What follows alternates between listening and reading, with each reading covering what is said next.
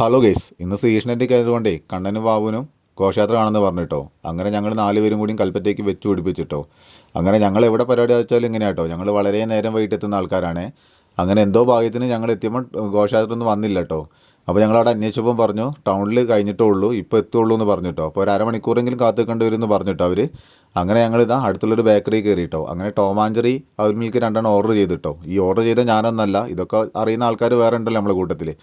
അങ്ങനെ അവന്മാരിതാ ടോമാഞ്ചറി ice cream order ചെയ്ത് ഒക്കെ വന്ന് കഴിച്ചുകൊണ്ട് നിൽക്കുക കേട്ടോ.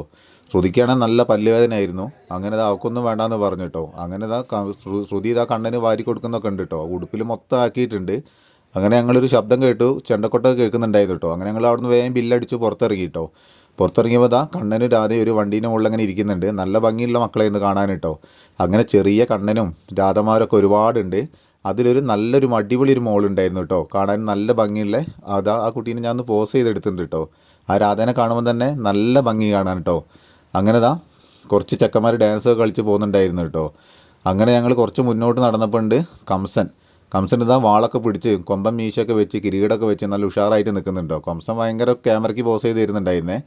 അങ്ങനെ ഈ ചാനലൊന്ന് ഇഷ്ടപ്പെട്ടാൽ എല്ലാവരും ഒന്ന് സബ്സ്ക്രൈബ് ചെയ്യണേ, ലൈക്ക് അടിക്കണേ.